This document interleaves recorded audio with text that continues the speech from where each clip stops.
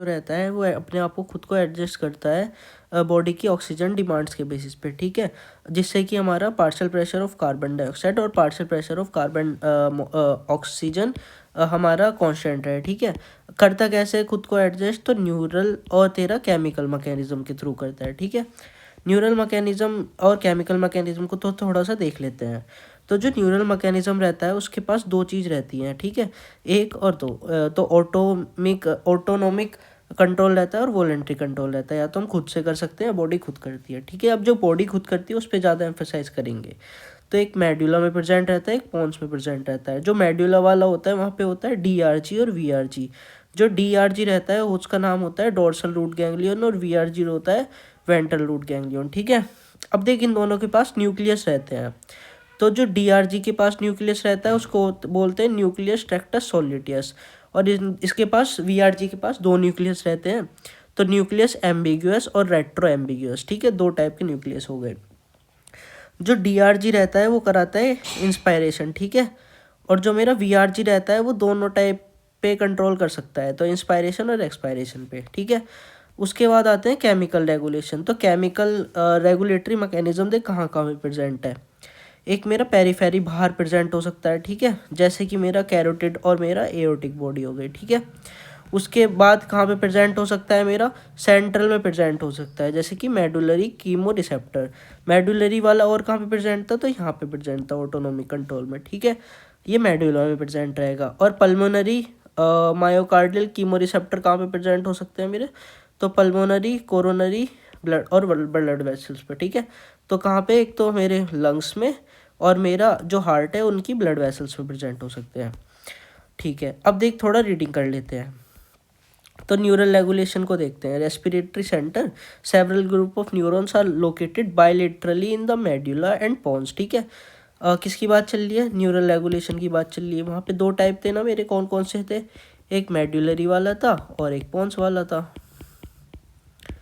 ठीक है, जो कि ब्रेन स्टेम में रहते हैं, विच रेगुलेट द रेस्पिरेटरी रिदमिकली, ठीक है। अब ये हमने देखा थोड़ा सा। अब न्यूरल रेगुलेशन को और अच्छे से देखते हैं। तो दो टाइप के जैसे मैंने बताए थे यहाँ पे, क्या क्या बताए थे? एक मेड्यूला बताया था और एक मैंने क्या बताया था? पोन्स वाला बताया था, ठीक है। और कंपोनेंट्स बताए थे मेडुला वाले के पास कौन कौन से? डोर्सल रेस्पिरेटरी ग्रुप है, जिसको क्या बोल सकते हैं? डोर्सल रूट गैंग्लियन भी बोल सकते हैं, और साथ में वेंट्रल रेस्पिरेटरी ग्रुप बोल सकते हैं, ठीक है। अब ये जो डोर्सल रेस्पिरेटरी ग्रुप है ये इंस्पायरेटरी रहता है, ठीक है। बताया था ना मैंने, खाली इंस्पायरेशन सेंटर होता है। और जो वीआरजी है वो दोनों को कंट्रोल कर सकता है, इंस्पायरेशन को भी और एक्सपायरेशन को भी, ठीक है। अब बात करते हैं इसी के बारे में, किसके बारे में? मेडुलरी रेस्पिरेटरी सेंटर के बारे में। और तो मेडुलरी रेस्पिरेटरी सेंटर कहाँ प्रेजेंट होगा? खुद मेडुला में प्रेजेंट होगा। इसके पास मैंने बताया था कि वो होता है मेडुलरी रेस्पिरेटरी सेंटर, जो कि डीआरजी है।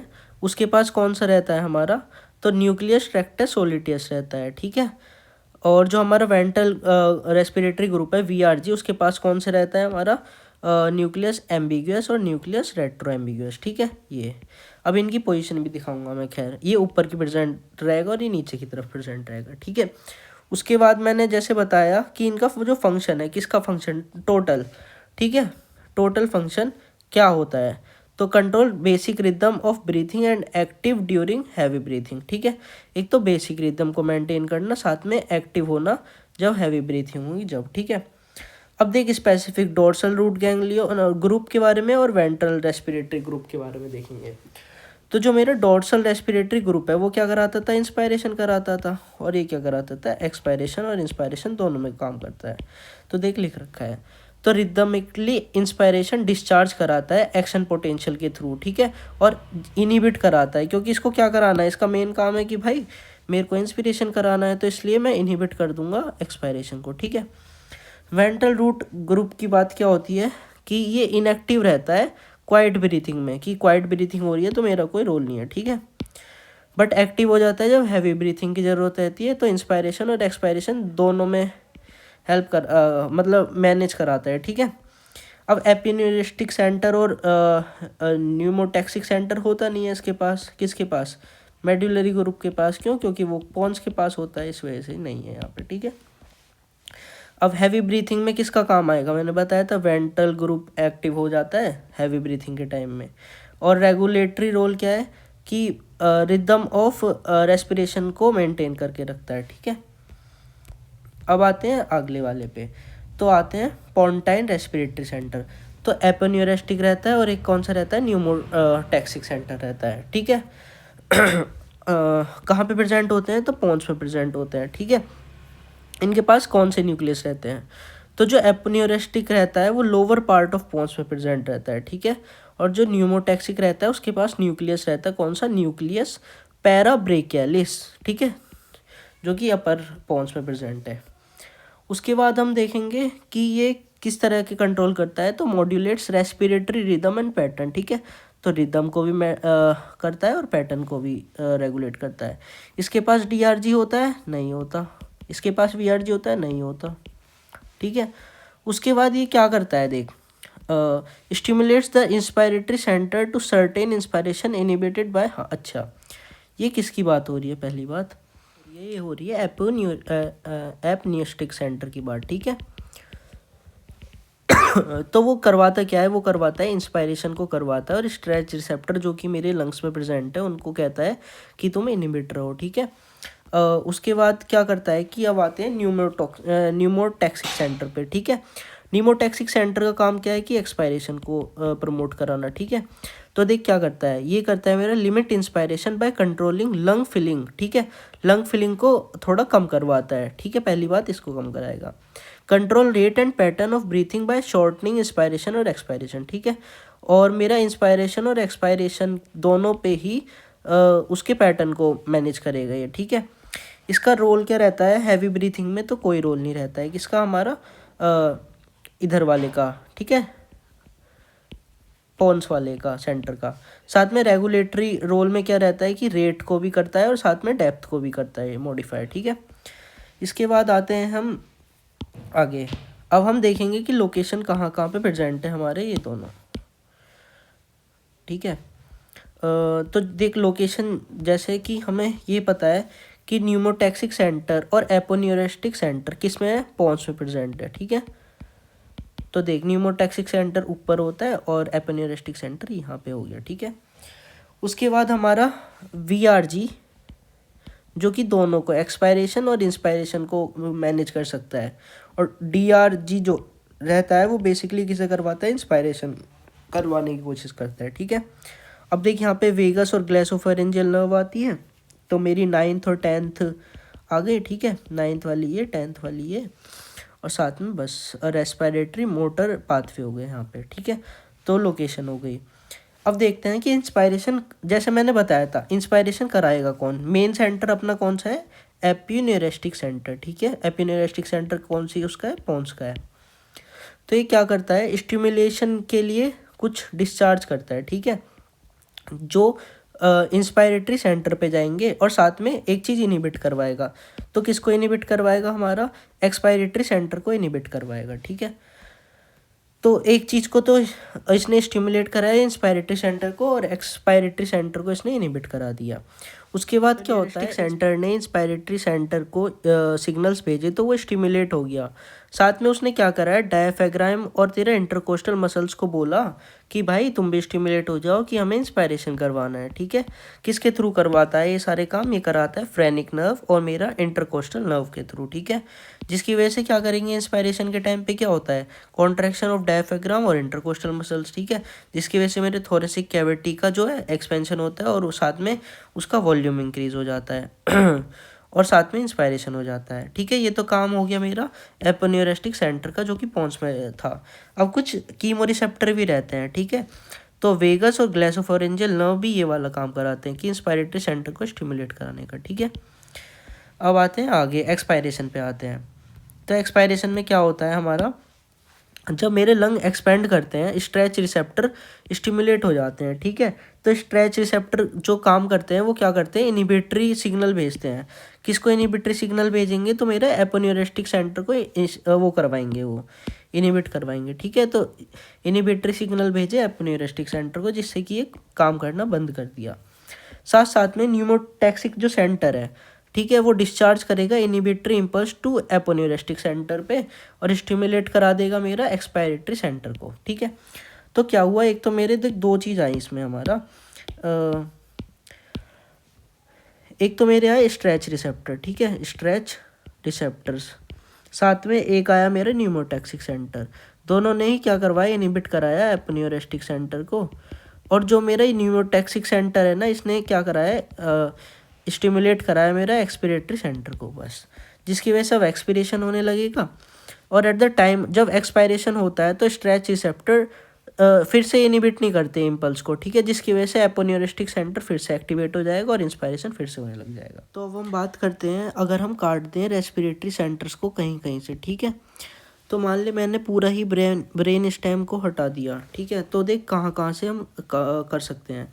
सबसे पहली बात बिलो मेडुला, ठीक है, अगर मेडुला के नीचे देखेंगे हम, तो मेडुला के नीचे क्या प्रेजेंट है, हमारा स्पाइनल कॉर्ड। तो हमने मान लिया स्पाइनल कॉर्ड को हटा दिया, तो इसको मतलब क्या होगा, रेस्पिरेटरी मोटर न्यूरॉन्स हटा दिए हमने। अब यही जो है यही सिग्नल भेजते थे, तो हमारा पूरा ही पूरा रुक जाएगा, तो स्टॉप रेस्पिरेशन और एपनिया हो जाएगा, जिसको हम एपनिया बोलते हैं। ठीक है, क्यों, क्योंकि ये वाली चीज़ कट जाएगी तो यहाँ पे हमारा सिग्नल्स नहीं जाएंगे, जिसकी वजह से ब्रीथिंग रुक जाएगी।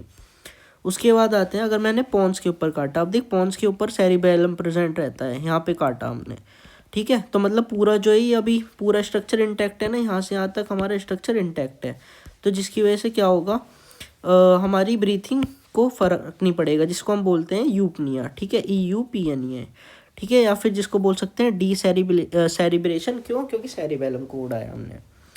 अब आते हैं, अगर मैंने बीच में काटा मेडुला और पॉन्स के बीच में, ठीक है, तो इसमें क्या होता है, मेरा रेस्पिरेशन इरेगुलर और गैस्पिंग हो जाती है। ठीक है, क्यों हो जाती है, क्योंकि मैंने पॉन्स का जो कंट्रोल है उसको हटा दिया है। ठीक है, तो पॉन्स का कंट्रोल हट गया, जिसकी वजह से रेस्पिरेशन हमारी कैसी है, हमारी रिदमिक तो है, क्योंकि रिदमिक रेस्पिरेशन को कौन मेंटेन करता था, मेडुला मेंटेन करता था। ठीक है और इस वाली को करता था हमारा ये पॉन्स, तो पॉन्स हट गया तो फिर नहीं रहेगा।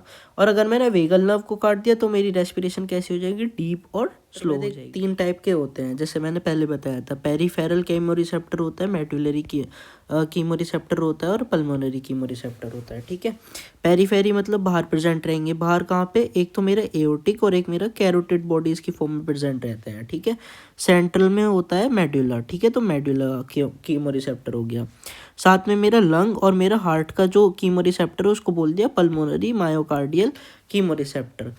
अब इनकी लोकेशन देख लेते हैं। अब एओर्टिक वाला, तो एओर्टिक बॉडीज कहाँ पे प्रेजेंट है, आर्च ऑफ एओर्टा में प्रेजेंट है, 2 हो सकती हैं, उससे ज़्यादा हो सकता है। ऐसे ही मेरा कैरोटिड बॉडीज, ठीक है, तो 2 कैरोटिड बॉडीज रहती हैं, और जहाँ मेरा बाइफर्केशन होता है कैरोटिड आर्टरी का, वहाँ पे प्रेजेंट रहती है। ठीक है, उसके बाद हमारा जो मेडुलरी वाला रहता है वो देख मेडुला पे रहेगा, और किसके पास रहेगा, नियर रेस्पिरेटरी सेंटर के पास रहेगा। जो पल्मोनरी और मायोकार्डियल है, ये दोनों ही ब्लड वेसल्स में प्रेजेंट रहेंगी, पल्मोनरी और कोरोनरी ब्लड वेसल्स में प्रेजेंट रहेंगे। ठीक है, अब आते हैं पेरिफेरल कीमोरिसेप्टर के बारे में। तो जो एओर्टिक बॉडी रहता है ना, वो हमारा वेगस नर्व एक से इनर्वेट होता है, और जो कैरोटिड बॉडी होता है वो ग्लेसोफेरेंजियल नर्व से होता है। अब जो ये वाली होती है हमारी वेगस नर्व, ये 10th क्रेनियल नर्व होती है, और ये हमारी 9th होती है। ठीक है, तो ये याद रखना है। और आगे बात करते हैं हम। अब जो हमारी पेरिफेरल कीमोरिसेप्टर जैसे एओर्टिक और मेरी कैरोटिड बॉडीज़ रहती हैं, ये मेरा जब मेरा partial pressure of carbon dioxide बढ़ जाता है तो ये स्टिमुलेट हो जाती हैं, एज वेल एज अगर साइनाइड कोई खा ले या फिर निकोटीन। ठीक है, निकोटीन मतलब स्मोकिंग में, तो भी स्टिमुलेट करती है। ठीक है, तो अब क्या होता है, जब मेरा partial pressure of carbon dioxide increase हो जाएगा तो मतलब ऑक्सीजन की कमी हो जाएगी एक तरह से। तो अब हम क्या करते हैं, स्टिमुलेट कर देते हैं अपना पेरिफेरल कीमोरिसेप्टर को, जिसकी वजह से मेरा क्या क्या हो सकता है कि सबसे पहली बात, मेरा रेट और डेप्थ दोनों, ठीक है, ये इंक्रीज होगी रेस्पिरेशन के साथ में, बीपी भी इंक्रीज होगा और हार्ट रेट भी इंक्रीज होगा। ठीक है, तो क्या क्या हुआ, rate and depth of respiration बढ़ा, हार्ट रेट बढ़ा और बीपी बढ़ा। साथ में ये कहता है कि भाई हर सांस मैटर करती है। ठीक है, तो इसमें क्या लिखा है, regulate respiration from breath to breath. ठीक है। और ये इनिशियल ड्राइव करता है, मतलब शुरुआत में 20% अपना क्या बढ़ा देता है, पल्मोनरी वेंटिलेशन बढ़ा देता है, जो मेरे बाहर वाले रिसेप्टर रहते हैं, पेरिफेरल कीमो रिसेप्टर, जो कि मेरा एओर्टिक और साथ में कैरोटिड बॉडीज हो गया। ठीक है। अब बात करते हैं हम मेडुलरी या सेंट्रल कीमो रिसेप्टर के बारे में। तो जैसे कि मैं बताऊंगा अब क्या होता है कि डायरेक्ट कनेक्शन रहता है इसका रेस्पिरेटरी सेंटर के पास। क्यों? क्योंकि देख बताया था ना, ये रेस्पिरेटरी सेंटर के पास प्रेजेंट रहता है। ये भी मेरा जब इंक्रीज होता है partial pressure of carbon dioxide, जब जाके स्टिमुलेट होता है, तो इसमें क्या होता है, मेरा कार्बन डाइऑक्साइड मेरा ब्रेन ब्लड बैरियर को क्रॉस करके सीएसएफ में चली जाती है ना, और वहाँ पे जाके वाटर से कंबाइन करती है कार्बोनिक एनहाइड्रेट्स के प्रेजेंट में, बाइकार्बोनेट बना देता है, H2CO3 बन जाता है, साथ में वहाँ पे H+ निकलता है और HCO3+ निकलता है। ठीक है। अब इसकी वजह से क्या होता है, जो H+ रहता है मेरा CSF में बढ़ जाता है। तो देख दो रीज़न हो गया, एक तो मेरे कार्बन डाइऑक्साइड का पार्शियल प्रेशर बढ़ गया, साथ में मेरा H+ बढ़ गया, तो इन्होंने स्टिमुलेट करा दिया मेरा कौन सा वाला, मेडुलरी कीमो रिसेप्टर। अब ये खाली मेरा रेस्पिरेशन को ही कंट्रोल करता है, इस वजह से ये रेट और डेप्थ को बढ़ाता है। ठीक है। यहाँ पे तो मेरा हाइपरटेंशन और ये करा रहा था, टैकीकार्डिया करा रहा था, बट यहाँ पे नहीं कराएगा। ठीक है। यहाँ पे बस मेरा रेट और डेप्थ रेस्पिरेशन की कंट्रोल होगी। साथ में ये कहता है कि भाई टाइम मैटर करता है, तो मिनट टू मिनट रेगुलेशन है इसकी। साथ में लास्ट ड्राइव देता है, जिससे कि 80% हमारा पल्मोनरी वेंटिलेशन इंक्रीज हो जाता है। ठीक है। अब ये दोनों ही कराते क्या है, पार्शियल प्रेशर ऑफ ऑक्सीजन को बढ़ाने में हेल्प करते हैं। ठीक है। अब लास्ट आता है हमारा पल्मोनरी या फिर जिस पल्मोनरी मायोकार्डियल कीमो रिसेप्टर। इसकी जो सप्लाई होती है वो रहती है वेगस नर्व। ठीक है। जैसे किसी ने निकोटीन ले लिया, मतलब स्मोकिंग कर ली, तो क्या होगा उसमें, उसका जो हार्ट रेट है और मेरा बीपी है, हार्ट रेट और बीपी दोनों बढ़ जाते हैं। तो अब हमें कंट्रोल करना है कि भाई ये सब ना हो, अच्छी चीज़ नहीं है। ठीक है, बॉडी के लिए। तो उसमें क्या होता है, मेरा ब्रेडिकार्डिया और हाइपोटेंशन करा देती है। ठीक है। तो हार्ट रेट डिक्रीज और बीपी डिक्रीज होता है। ठीक है। वेगस नर्व का स्टिमुलेशन ये दोनों काम कराएगा। साथ में ये तो दोनों काम हो गए हमारे जो कि हार्ट से रिलेटेड है या फिर ब्लड वेसल से रिलेटेड है, पर हम तो रेस्पिरेशन पढ़ रहे हैं। तो रेस्पिरेशन में क्या होगा, सबसे पहली बात स्टॉपेज ऑफ ब्रीथिंग हो जाएगी, उसके बाद बहुत तेज तेज ब्रीथिंग होगी, तो एपनिया फॉलोड बाय टैकेपनिया। ठीक है। इसमें क्या होता है, मेरा बीजे रिफ्लेक्स होता है, तो बिजोल्ड जेरिस रिफ्लेक्स होता है। अब आते हैं हम नॉन केमिकल रिसेप्टर्स पे। ठीक है। अभी हमने कौन कौन से देख लिए, एक तो हमने न्यूरल रिसेप्टर देख लिए, केमिकल रेगुलेशन देख लिया। अब हम नॉन केमिकल देखेंगे। तो नॉन केमिकल में क्या होता है कि लंग स्ट्रेच रिसेप्टर होता है। ठीक है। लंग स्ट्रेच रिसेप्टर कहाँ पे प्रेजेंट होता है, तो ये स्मूथ मसल्स पे प्रेजेंट रहता है, ऑब्वियसली एयरवेज की मतलब लंग्स की। ठीक है। ये कब काम करेगा, मान ले बहुत ज़्यादा स्ट्रेचिंग हो गई है। ठीक है। तो stimulated by distension of the lung. ठीक है। तो जो बहुत ज़्यादा मेरा स्ट्रेचिंग हो जाती है ना लंग की, तो जब जाके स्टिमुलेट होता है, जिसकी वजह से क्या हो सकता है, डिक्रीज इन ब्रीथिंग फ्रीक्वेंसी। ठीक है। तो हेरिंग ब्रीवर रिफ्लेक्स बोलते हैं इसको हम। अब देख क्या होता है, एक होता है इन्फ्लेशन वाला रिफ्लेक्स होता है और एक डिफ्लेशन वाला भी होता है। इन्फ्लेशन वाला थोड़ा सा इम्पोर्टेंट है, क्यों ज़्यादा है, क्योंकि देख जैसे मैं बताया स्टेडी इन्फ्लेशन ऑफ लंग हो गया। ठीक है। तो 1 लीटर से अगर मेरा ज़्यादा लंग फूल जाता है, तो इसमें क्या होता है, स्ट्रेच रिसेप्टर स्टिमुलेट हो जाते हैं, जिसकी वजह से वो एपोनियोस्टिक सेंटर को इनिबिट कराते हैं। ठीक है। जिसकी वजह से क्या होता है, इंस्पिरेशन भी मेरा इनिबिट हो जाता है। ये करवाता कौन है, वेगस नर्व करवाता है। ठीक है। क्योंकि इसमें वेगस नर्व आती है। अब मान ले बहुत ज़्यादा हमने हवा निकाल दी अपने लंग की, तो मार्क डिफ्लेशन ऑफ लंग हो गया। तो जिसकी वजह से क्या होगा, हमारी ये जो हेरिंग ब्यूरर डिफ्लेशन रिफ्लेक्स क्या कराएगा, ड्यूरेशन ऑफ एक्सपिरेशन को कम करा देगा, जिसकी वजह से इंस्पिरेशन हो पाए। ठीक है। तो ये क्या बताया मैंने, लंग स्ट्रेच में समझ आया ना, लंग स्ट्रेच ज़्यादा हो गए तो उसकी वजह से कौन सा मेरा HBI रिफ्लेक्स काम करेगा, ह्यूरी बैरियर इन्फ्लेशन रिफ्लेक्स, जिसकी वजह से मेरा जब स्ट्रेचिंग ज़्यादा हो रखी थी या लंग इन्फ्लेट ज़्यादा हो रखे थे, तो स्ट्रेच रिसेप्टर स्टिमुलेट हो जाएंगे, जिसकी वजह से मेरा वेगस नर्व जो है वो इनिबिटरी सिग्नल किसको भेजेगी, एपनियोस्टिक सेंटर को भेजेगी, और वो क्या करा देगा, इनिबिशन को इनिबिट करा देगा, है ना, और साथ में एपनियोस्टिक सेंटर को भी इनिबिट करा देगा। अब बात करते हैं हम पेरिफेरल कीमोरिसेप्टर स्टिमुलेशन पे। ठीक है। तो जैसे कि मैंने बताया था कि पेरीफेरी में हमारा एक होता है एओर्टिक और एक होता है कैरोटिड। तो उसका मैकेनिज्म देखते हैं काम कैसे करता है। तो दोनों ही जो ये बॉडीज़ रहती हैं, कैरोटिड बॉडी और एओर्टिक बॉडी, इनके पास दो टाइप के सेल्स रहते हैं, एक टाइप 1 सेल, एक टाइप 2 सेल। टाइप 1 सेल तो रिस्पॉन्ड करता है मेरा हाइपोक्सिया पे, और टाइप 2 सेल इसको सपोर्ट करता है। तो टाइप 2 सेल अगर सपोर्ट करता है तो उसको सपोर्टिंग सेल बोल देते हैं, ठीक है। तो टाइप 2 सेल्स क्या होते हैं मेरे, surrounded by fenestrated sinusoidal capillaries, इनसे सराउंड रहते हैं, ठीक है। टाइप 2 सेल्स मेरे ग्लायल सेल रहते हैं, जिन्हें सपोर्टिंग सेल बोल सकते हैं हम।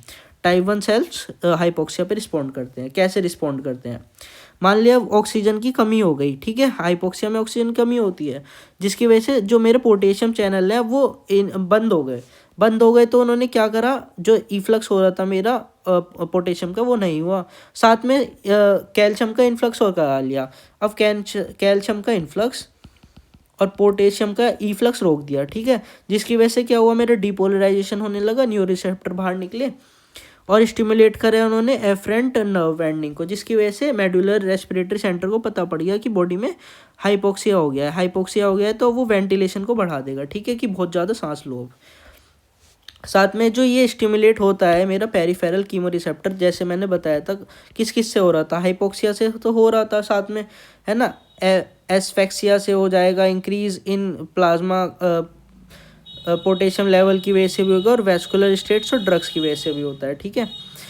जो वेस्कुलर स्टेट्स हैं उसका मतलब क्या होता है कि blood pressure, heart rate, velocity, और साथ में तुम्हारा वेस्कुलर रेजिस्टेंस, ये सब चीज़ होती हैं वेस्कुलर स्टैटिक्स, ठीक है। और ये जो वाली वर्ड होती है, ये क्या होता है, इसमें ऑक्सीजन डिप्रीवेशन होता है एयर ऑब्स्ट्रक्शन की वजह से, ठीक है। ओके, अब बात करते हैं कि the blood flow to the carotid body is the high. हाँ, जो कैरोटिड बॉडी रहती है ना वो इस शेप की रहती है, उसमें ब्लड फ्लो सबसे ज़्यादा रहता है, ठीक है, तो वो सेंसिटिव रहती हैं बहुत ज़्यादा। अब क्या होता है, कीमो रिसेप्टर हमारे स्टिमुलेट नहीं हो पाते दो कंडीशन में, एक तो एनीमिया में और एक कार्बन मोनोऑक्साइड की पॉइजनिंग में, ठीक है। अब क्यों स्टिमुलेट नहीं हो पाते ये, क्योंकि देख क्या होता है, मेरा जो ऑक्सीजन हीमोग्लोबिन है, अब तेरे को पता है एनीमिया में क्या होगा, मेरा हीमोग्लोबिन कम होगा, साथ में कार्बन मोनोऑक्साइड में पॉइजनिंग में क्या होगा कि कार्बन मोनोऑक्साइड जाके चिपक जाएगी हीमोग्लोबिन पे, ठीक है। तो यहाँ पे इसकी वजह से ऑक्सीजन जो बाइंड रहती है हीमोग्लोबिन से वो डिक्रीज हो जाएगी, बट जो डिजोल्व फॉर्म में मेरी वो रहती है ना ऑक्सीजन, क्योंकि दो फॉर्म में सप्लाई होती है ब्लड में, है ना, एक तो मेरा ऑक्सीजन हीमोग्लोबिन में और साथ में मेरा डिजोल्व फॉर्म में। तो डिजोल्व फॉर्म तो नॉर्मल है, और डिजोल्व फॉर्म के बेसिस पे ही हमारा कीमो रिसेप्टर काम करते हैं, जिसकी वजह से वो काम नहीं कर पाएंगे। तो ये वाली चीज़ लिखी है, तो only the combined oxygen is decrease and not the dissolve oxygen in plasma, the amount of और dissolve oxygen reaching the receptor is normal, ठीक है। तो जैसे कि मैं बताया था पेरिफेरल वाले में, देख मैंने बता रखा है, मतलब इसमें डायग्राम है बढ़िया, ऑक्सीजन कम हुई मतलब हाइपोक्सिया हो गया, जिसकी वजह से सेल में भी ऑक्सीजन कम गई, ठीक है। अब पोटेशियम चैनल क्लोज हो गए, जिससे सेल डिपोलराइज कर रहा है, क्यों, क्योंकि कैल्शियम अंदर आ रहा है, कैल्शियम की एंट्री हो रही है, ये एक्सोसाइटोसिस हो गया डोपामिन कंटेनिंग वेसाइकल का, जिसकी वजह से एक्शन पोटेंशियल बना, और मेरा मेडुलरी रेस्पिरेटरी सेंटर को सिग्नल पहुंच गया, जिसकी वजह से उसने क्या करा दिया, मेरा इंस्पिरेशन को बढ़ावा दिया, जिससे बोल सकते हैं वेंटिलेशन इंक्रीज हो गया, ठीक है।